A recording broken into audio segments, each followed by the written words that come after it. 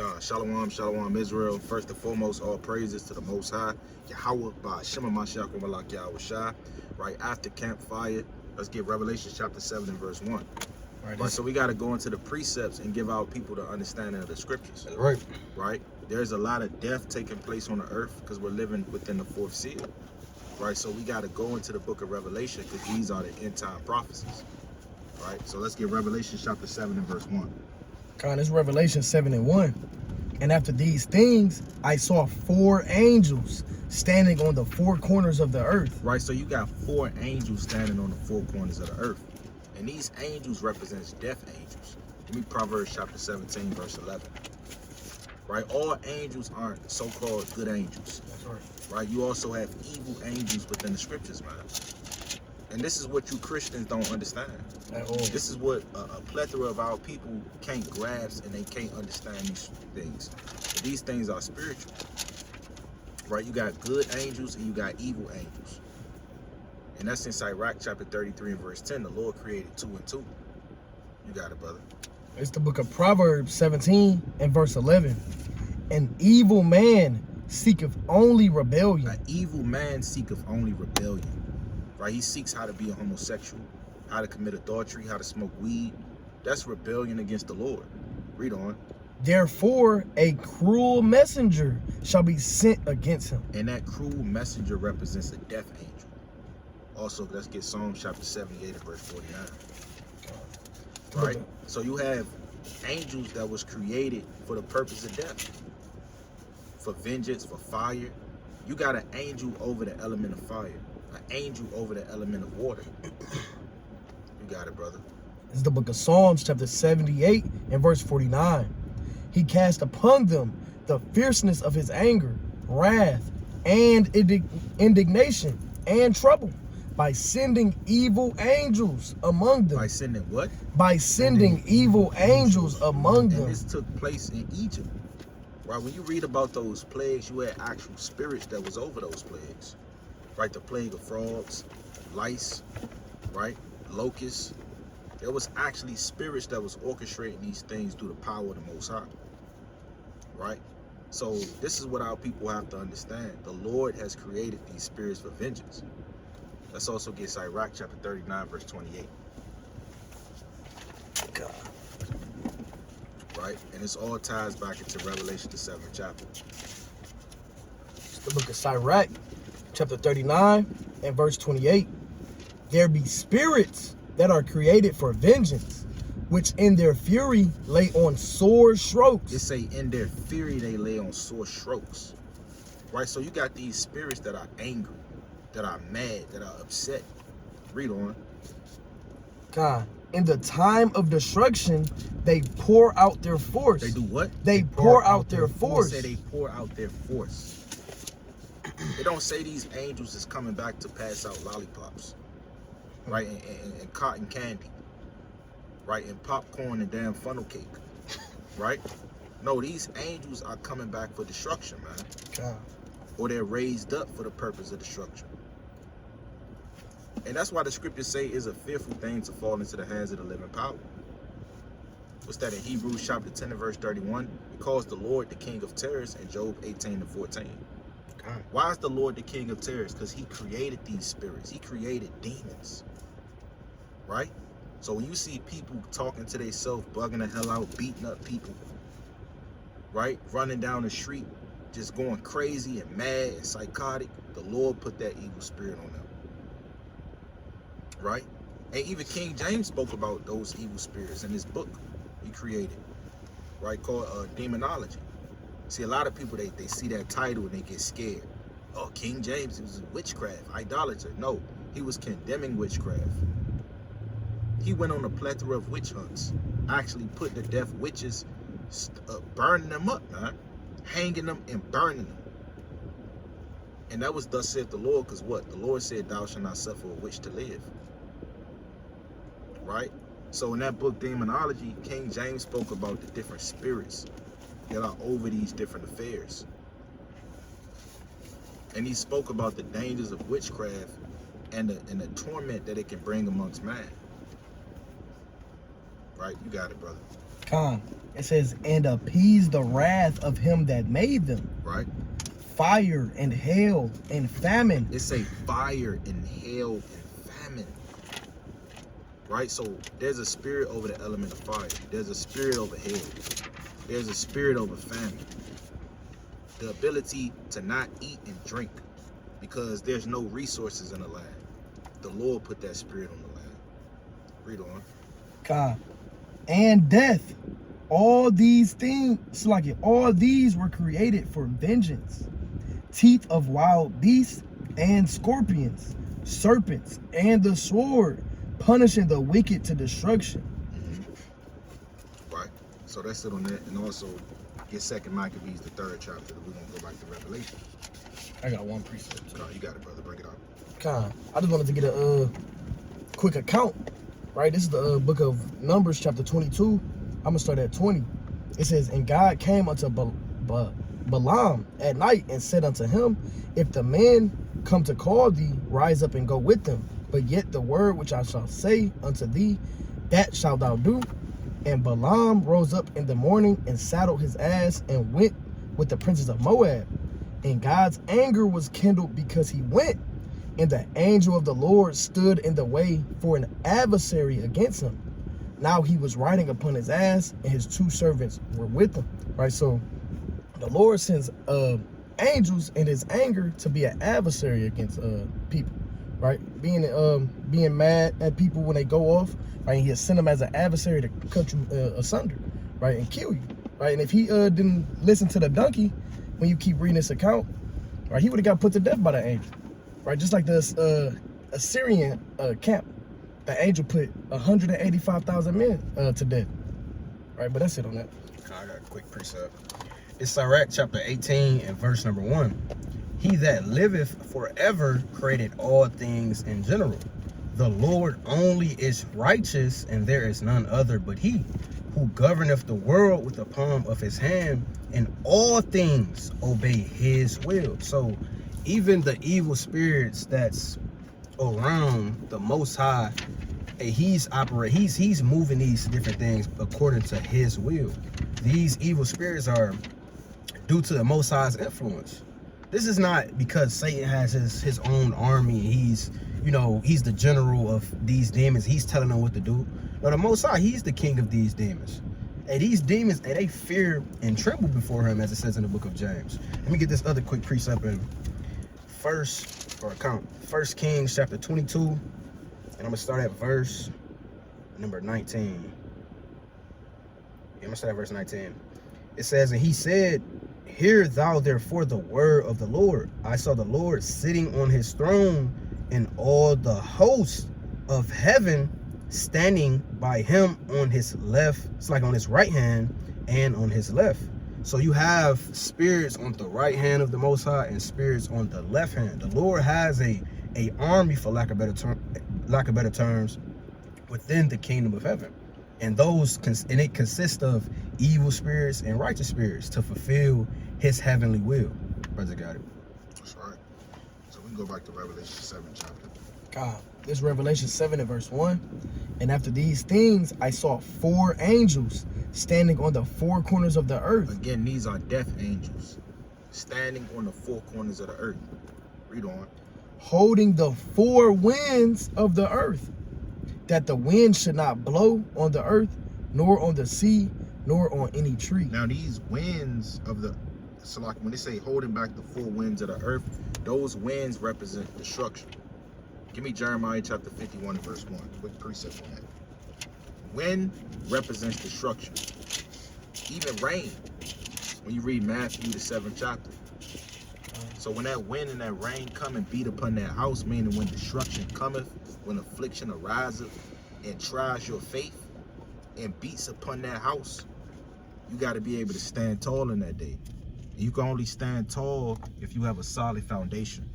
If your foundation is built on sand or hay or stubble, guess what's going to happen to that foundation in that house? It's going to be destroyed.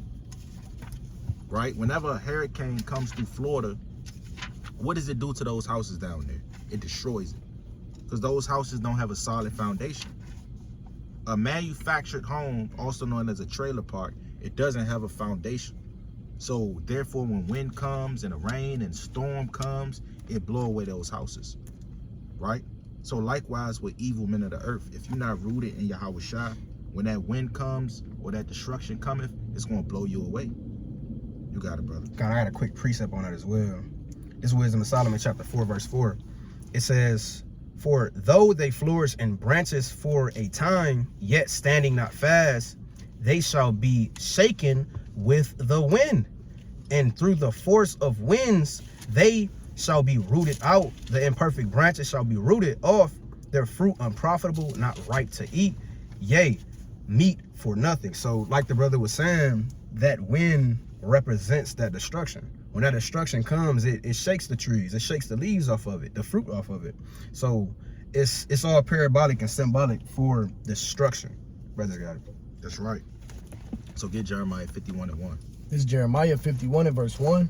Thus saith the Lord, behold, I will raise up against Babylon and against them that dwell in the midst of them that rise up against me a destroying wind. A what? A destroying wind. A destroying wind, which also is going into the nuclear fire.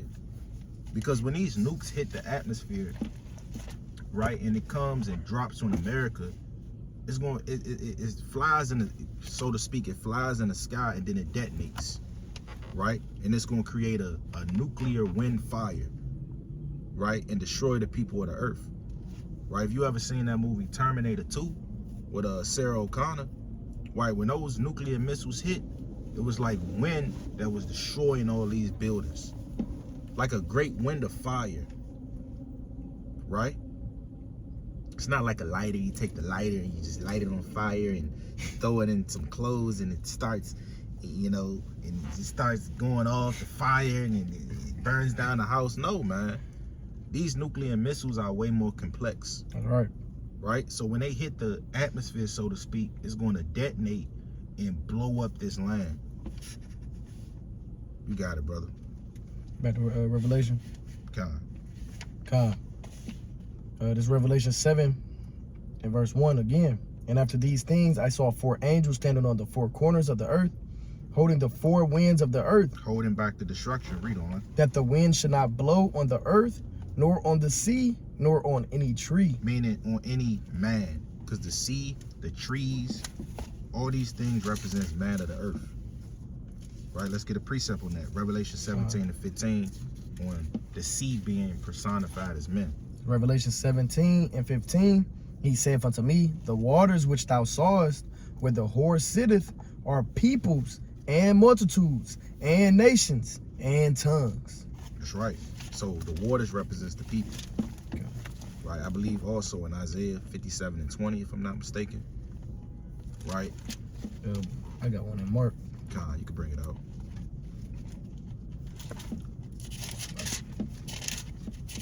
So this is the understanding of the book of Revelation. Let me bring this out. This is Isaiah chapter 57 and verse 20. But the wicked are like the troubled sea, when it cannot rest, whose waters cast up mire and dirt. So the wicked are like the troubled sea. And why are they personified as a sea? Because the sea is abundant, just like the nations of the earth. And Esau says he has the census of the earth. How the hell do you know how much people is in China, Esau? Yes, man. There's no way you can know that. How do you have the information to understand how much people are in China? What about the homeless people in China or the homeless people in America? Are they accounted for? So nobody really knows the multitude of men upon the earth. And I believe even David, if I'm not mistaken, whether that was David or Solomon, they tried to number Israel. David. It was David, right? Yeah. He tried to number Israel, and it was like, well, why do you want this? Why do you need this information, David? Joab got on. What was the spirit on him at the time? Okay. You know, because you shouldn't be moved to number the people of the earth, because it's so abundant. What are you trying to conspire? What are you trying to set up to know how much people are accounted for? You got it, brother. Right, it's the book of Mark 8 and 24. And he looked up and said, I see men as trees walking. So just like the sea are nations of people, trees are personified as men in the scriptures. Right, the brothers got any more on that? You also got people during certain concerts or sports. They do the little wave thing. They start the whole damn wave, crowd away. Yeah. People- That's a people- good point. People go crowd surfing. Yep. You literally have people going crowd surfing because men is personified That's crazy. as the waters, as the seas. Beautiful point. Let's get Psalm chapter 1 and verse 1. It say, "Blessed is the man that walketh not in the counsel of the ungodly, nor standeth in the way of sinners, nor sitteth in the seat of the scornful. But his delight is in the law of the Lord, and in his law doth he meditate day and night. And he shall be like a tree planted by the rivers of water, that bringeth forth his fruit in his season. His leaf also shall not wither, and whatsoever he doeth shall prosper." So it say this man that keep the commandments is going to be like a tree planted by the rivers of water. You understand? So again, that tree represents man on the earth, because man takes root. Man bears fruit. Man has branches in his leaf. Right? So man is a tree. Everything in life, so to speak, is connected. You got it, brother. Yeah, it said that in Matthew 3 and 10, if you're not bringing forth, any tree not bringing forth good fruit, it's going to be hewn down. Man, that's talking about men bringing forth good works. Brothers got it. That's right. So man is personified as trees in the scriptures, man. Again, everything is connected. See, the Christian church don't approach the Bible with this type of understanding. They think the Bible is just a separate thing. No, the Bible is life. Everything you do in life, it coincides with the scriptures, man. Whether that's good or whether that's evil. Because the Bible speaks about how evil people would conduct themselves. God. You got it, brother. Right, this is Revelation 7 and 2. "And I saw another angel ascending from the east, having the seal of the living God. And he cried with a loud voice to the 4 angels to whom it was given to hurt the earth and the sea, saying, Hurt not the earth, neither the sea nor the trees, till we have sealed the servants of our God in their You foreheads." see that? So the Lord is sealing the elect as we speak.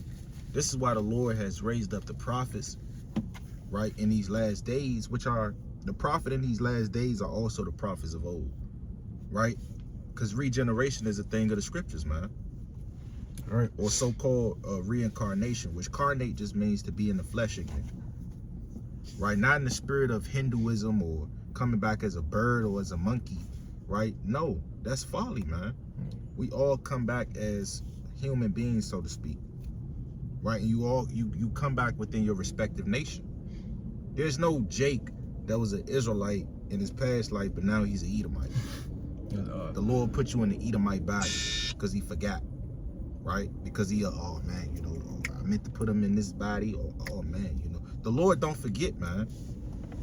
The Lord is not going to say, oh man, I was supposed to put him in that body, but I was doing too much things at once. I was multitasking, and I put him in this Edomite body.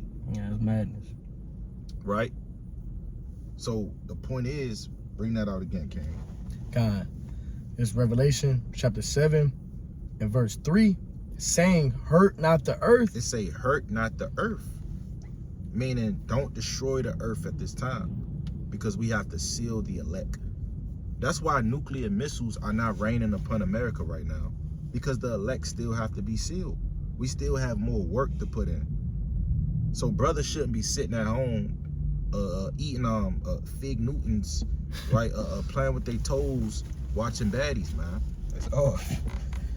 You get mad at your kids and your wife because they too loud and you trying to watch baddies and you trying to see what's going on, and Eating hoagies. you hold on, you ordering McDonald's and you waiting for the food to get here so you can continue to watch baddies. And come on, brother. Yeah, Brother man. not paying his bills because he's watching TV. Baddies. And you brothers out here, y'all doing that, man. You got brothers in the truth doing that. And we got to hold Israel accountable. Because if we don't do it, who else is going to do it, brother? And this is love, man. Because we want our people to be focused on what's important. Have your mind on the prophecies. Have your mind on the destruction of this place. That's and right. waking up your people. You got it, brother. God. It says, hurt not the earth, neither the sea, nor the trees, Nor the trees. till Go ahead. till we have sealed the servants of our God in their foreheads. And again, this isn't talking about actual trees and the earth and the. It's not talking about that. You know, primarily it's talking about man on the earth. Now, of course, the trees and everything is going to be destroyed, but this is primarily talking about man. So the Lord isn't bringing the destruction yet, so to speak, on a mass level and mass scale, because we still have to seal the elect. So brothers got to put in this work, man. Give me 1 Corinthians chapter 15, verse 58. Put in this work. Stop playing around. And this goes for all of us. I myself, these brothers right here. That's right. We all got to be in a spirit of labor and working and putting our hand to the plow and pushing further and further, man. When you exalt the Lord, you can never go too far, man. What's that in Sirach 43 and 30? Mm-hmm. You can't say, well, I praised the Lord enough. I already did enough work. Well, brother, that's not the right spirit to be in. Amen. Your work is never done, man. You got it, brother. Yeah, the Lord said our works is as filthy rags to him, our righteousness. So we got to keep on doing as much as we can for the Most High. That's right. This 1 Corinthians 15 and 58. Therefore, my beloved brethren, be ye steadfast, unmovable, always abounding in the work of the Lord. Always abounding in the work of the Lord. So it's always things we could be doing in His truth, whether that's prayer, whether that's fasting, doing videos, edifying a brother, building up a camp, building up a prospect, you know, teaching your household, right? You gaining more knowledge, wisdom, and understanding to teach the flock. It's always something we can do in this truth. The men of the Lord should be the busiest men on the earth. Right. You shouldn't let a Christian be more busy than you.